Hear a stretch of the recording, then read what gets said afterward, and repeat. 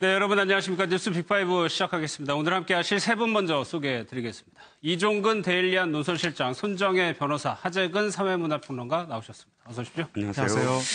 하룻밤 사이에 술값이 1,000만 원이 나왔다고 하면은 당연히 의심을 하게 되겠죠. 이종근 시장, 이런 일이 벌어졌어요. 네, 그렇습니다. 예. A씨, 대전에서 벌어진 일인데요. A씨가 술집에 가서 이제 술집에 간 것까지 기억이 나는데 아침에 깨봤더니 어떤 여관이었다는 것이죠. 그리고 봤더니 자신의 통장에서 500여만 원이 사라졌다. 술값으로 지불이 된 알고 겁니다. 봤더니 예. 어저께 갔던 술집에서 자신의 이 카드를 이용해서 자기가 자고 있는 여관에 갖다 놓고 예. 지갑에서 카드를 뺀 다음에 500만 원을 갖고 갔다는 얘기죠. 그래서 가서 항의를 했더니 당신이 어저께 먹은 술값이다 하면서 500만 원을 술값이라고 하면서 사진까지 보여줬다는 거예요. 양주 병이 있는 사진. 예. 그러니까 완전히 사기를 당한 것이죠. 피해자의 인터뷰가 있습니다. 어떤 상황이었는지 좀 한번 직접 보고요. 이어가겠습니다. 처음에 일어날 때는 완전히 피투성이 있었어요. 머리가 깨지고, 그래서 이제 화장실 갔는데 먼지를 나겠더라고. 몸이 무거워갖고. 아예 몸을 가는지도 가는 수가 없고, 문자 보니까 돈이 나간 게 한 500만 원이 넘게 나갔더라고요. 그래서 이상해갖고 신고를 한 거죠. 예, 카드 결제로 나가고, 현금 결제를도 100몇십만 원 나가고 카드 결제를 합해갖고 530만 원인가 550만 원인가 나갔더라고요. 들어가니까 한 잔 줘가서 먹은 것밖에 없어요. 그러니까 청년 2명이 이제 의식을 잃은 피해자를 모텔로 옮기는 장면인 건데, 근데요, 이게 비밀번호를 알려주니까는 돈으로 인출해 간 거잖아요. 그러니까 굉장히 지능적이었는데 어떻게 예. 접근하냐면 처음에는 술 만취된 상태로 보이는 남성한테 접근해서 호객행위라고요. 심지어 주변에 택시 기사들을 물색해서 예. 그 술집으로 유도하게끔까지 그렇게 철저하게 손님들을 데리고 오기 위해서 노력했는데 또 오면은 뭐라고 하냐면 현금으로 결제하면 우리가 술값을 대폭 할인해주겠다. 싸게 근데 준다. 보통 현금이 없지 않습니까? 예. 그러면 우리한테 카드와 카드 비밀번호를 알려주면 돈을 인출해 가져다가 그렇죠. 오겠다라고 해서 그 통장 비밀번호를 알게 되고 가서 현금으로 인출하면서 또 그 현금 인출할 때 보면 잔액이 확인될 때는 예.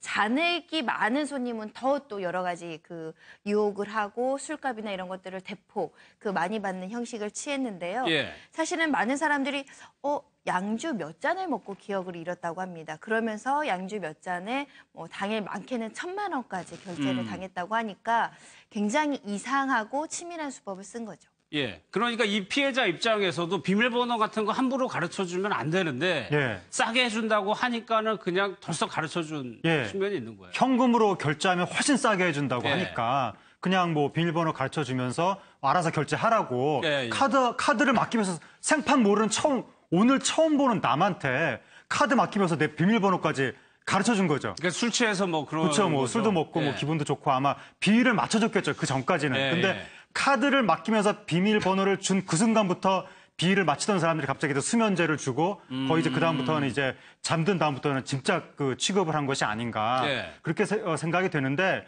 이게 거의 옛날부터 항상 있었던 고전적인 범죄 수법인데 그렇죠. 예. 밤거리에 혼자 술 취해서 이렇게 가는 남성이 있으면 항상 그 남성을 노리는 좀 이상한 사람들이 있어서 예. 또 그 사람들을 대상으로 이른바 삐끼라고 해가지고 예. 호객 행위를 해서 술집으로 어디로 데려간 다음에 이상한 양주 먹이고 술값 막 바가지 씌우고 아니면 또 이 클럽 같은 데서 어떤 여성이 또 접근을 해가지고 밖으로 나가자고 한 다음에 그 앞에 있는 다른 술집 가도 될 텐데 굳이 그 여성이 내가 아는 술집이 저기 있으니까 거기 같이 가자고. 그게 꿰어내는 거죠. 네, 그런 식으로 해서 또 술값 수백만 원 폭탄 먹이고 돈 없다 그러면 또 막 협박하고 이게 이제 고전적인 수법인데 요 사건 같은 경우에는 그러한 일반적인 호객행위 더하기 또 놀라운 것이 택시 기사들까지 거기에 조직적으로 그러니까요. 공모가 돼가지고 택시 기사 손님은 이제 처음부터 이상한 데로 갈 의사가 없었고 그냥 예. 집에 가려고 택시를 탔는데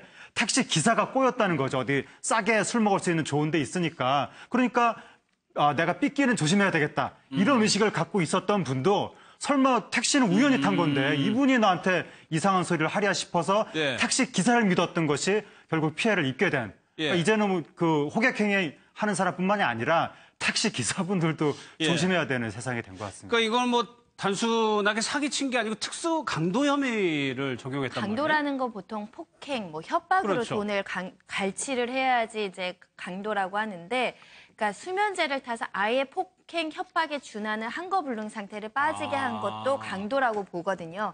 약물이나 수면제를 타서 그 사람 완전히 쓰러뜨린 다음에 돈을 뺏었다고 보기 때문에 강도고, 여러 명이서 같이 했기 때문에 특수강도로 굉장히 엄하게 처벌하는 건데, 예. 이 사람들이 또 조직적으로 움직인 게 뭐냐면 항의하는 손님이 분명히 있지 않겠습니까? 그렇겠죠. 자다 깨서. 그러면 당신이 이렇게 술을 먹은 게 사실이야라고 증거를 또 마련합니다. 그 사람이 예. 의식을 잃고 쓰러지면 그 자리에 빈 양주병을 가져다 놓고 사진까지 남겨가지고 나중에 깨서 난 먹지 않은 술을 이렇게 과다 첨가한 거 아니야? 라고 항의했을 때 또 그 증거 자료까지 하고, 더 나아가서 그래도 항의하시는 분한테는 100만 원, 200만 원 또 돌려주면서, 사실 500만 원 받아서 100만 원, 200만 원 돌려줘도 2, 300만 원이 엄청 남기는 남잖아요. 거죠. 예. 아마도 지금 이 검거된 사람들 이 피해 사례 말고도 더 많은 피해 그럴 수 사례가 있죠. 있지 않을까라는 생각이 듭니다. 그러니까 이 범인들이 수면제는 먹이지 않았다라고 굳고 주장하는 게 그게 특수자가 붙기 때문에 그런 거죠. 아니 강도가 성립하냐 강도. 사기냐 절도이냐의 차이에 굉장히 그 핵심적인 부분이 되기 때문에 예. 사기랑 강도는 강도가 훨씬 형량이 높습니다. 그래서 끝까지 우리는 수면제를 먹이지 않았다라고 처음에는 부인을 했고요. 예. 수사가 진행이 되면서 여러 명의 피해자가 등장하고 수법이 똑같고 양주 몇 잔을 잃고 기억을 잃었다는 진술들이 나오니까 마지 못해서 마지막에 자백을 했는데 그 수면제를 먹인 것 때문에 강도죄로 처벌되게 됐습니다. 알겠습니다.